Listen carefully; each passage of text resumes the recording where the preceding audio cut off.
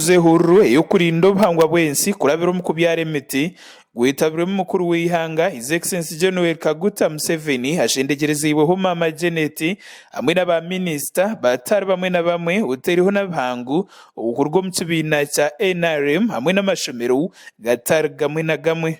Aha mukoro ogu omwebembezi w'ihanga hamwe na Mama Janet babandize kwiguraho ebizimbe bibiri ah'ishomero erya Kitebe SS aho omukoro ogu gubaire gutebeekanisibwe na bwanyuma babyara omuti nk'akabonero k'okworeka ngu nibeikiriza hamwe n'okurinda obuhangwa bw'ensi.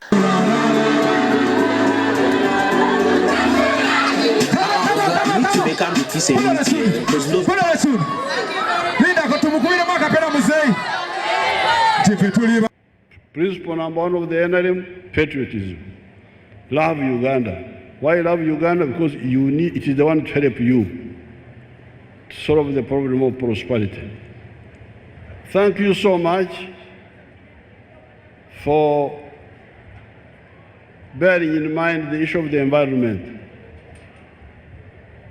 Because the environment is life. Amazi bulamu. Bw'olaba abantu abarumba entobazi, people who go into the wetlands, into the lake shore, on the river banks, those people are really enemies of your country. Kamunege ya Muhammad uri mukuru w'ishomero erya Kitebe SS asimira omwebembezi w'ihanga His Excellency General Kaguta Museveni hamwe na Mama Janet abo murimo omuhango ogu barikukora omu kwimukya eby'obwegyese omu ihanga eri.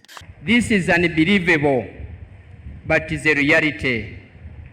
Today, Friday 19th April 2024, you have changed the history of the school by being the first president to visit this mighty school together with the First Lady and the Ministry of Education. Your Excellency, thank you. Helen Seku uri commissioner wa patriotism mu ihanga mu office y'omwebembezi w'ihanga ashoboreire omugasho gwo kurinda obuhangwa bw'ensi yayonjera yashobora n'uko emirimo yo kubyara emiti eri kurenga miliyoni eri kuza kutwazibwamu okwetoorora ihanga lyona.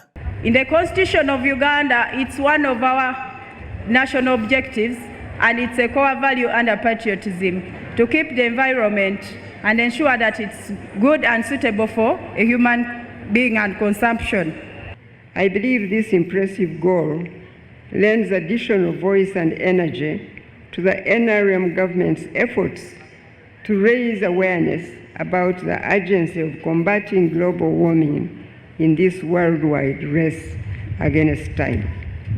The Secretariat has diligently promoted patriotism in our schools, thus enabling young people to embrace a spirit of love for their country. Creating awareness and teaching our young generation about patriotism is critical to fostering unity, our national identity, and our heritage, thus inspiring young people to choose to love their homeland. Ibyo bikiri aho mwembezi w'ihanga ahigira beegi okweharira kimwe ebikorwa by'omumbonano yashoborere ngu n'ebyakabikamani amagara gabeegi. Nabwanyuma omwebembezi w'ihanga atongoizeho ehururu eyetirwe Patriotism Environment Protection Campaign. N'olwekyo abazukulu okulagajalira obulamu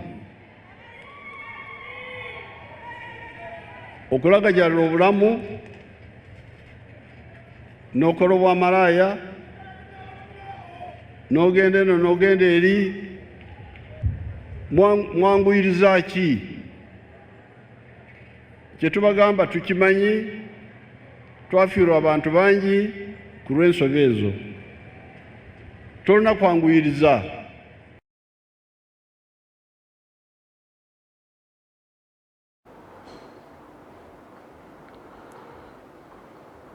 挺酷的。